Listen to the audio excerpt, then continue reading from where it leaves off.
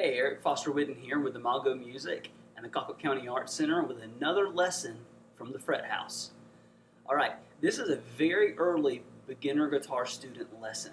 What we're going to do here is focus on trying to take three very basic introductory chords, D major, C major, and G major.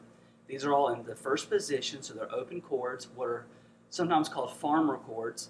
We're going to take them and we're going to play each one with a very simple strum pattern, and then we're going to try to close the gap between the chords as we play so that you move from the D to the C to the G very fluidly without large stops in between your chords.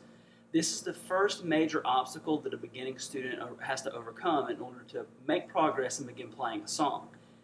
We're going to play the D 4 times, the C 4 times, and the G 4 times using the strum pattern down, down, up. 2 downstrokes, 1 upstroke. If you notate this strum pattern, it's a quarter note and 2 eighth notes. 1, 2, and 3, 4, and. Now this lesson, closing the gap between the D, C, and G, is in preparation to be able to play the song Sweet Home Alabama with rhythm guitar, acoustic rhythm guitar. Okay? So we're going to play the D 4 times, down, down, up.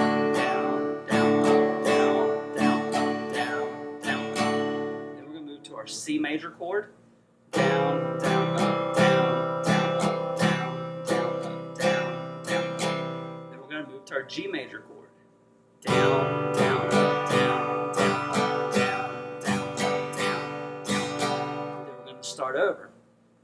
Now the reason we're playing each one 4 times is because Sweet Home Alabama only plays the D once, the C once, and the G twice. So as you're learning to play at the very beginning, you need a little bit more time on each chord before you move so that you feel like you're actually doing something. Otherwise, you're constantly fighting that gap. So we want to give you some time on each chord before you actually have to move and then have to deal with your gap, okay? So what I'm going to do now is I'm going to play these chords fluidly, very slowly, with basically no gap at all. And this is for you to play with so that you can practice and you can try to keep up with me and begin to close your gap. Now remember, as you're playing, there are a few things you can do that will help you close your gap. Number 1, practice, practice, practice. That's the main thing that's going to help you, is just fighting these chords over and over and over again. Number 2, get very familiar with your chord shapes where you don't really have to think about where every finger goes. Either think of your chords as shapes, right? Like a D would be an upside down triangle, and you can think shape instead of thinking 1, 2, 3.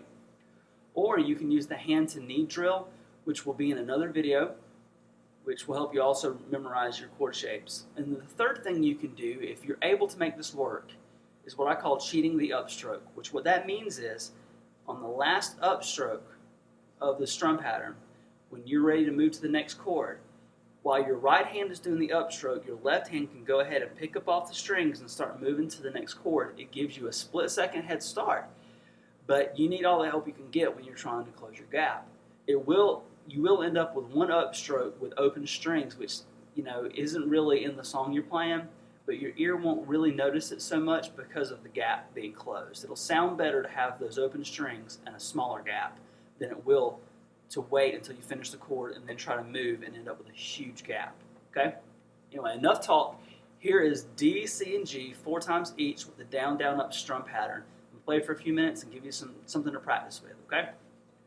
1, 2, 3, 4.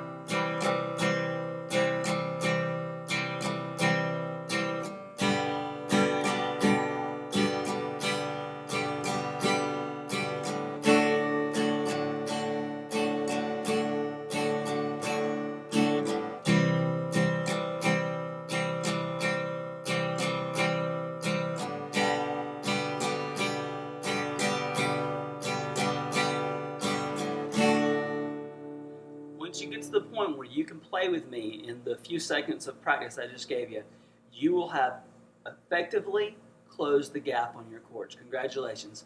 Thanks for joining me for another video lesson from the Fret House.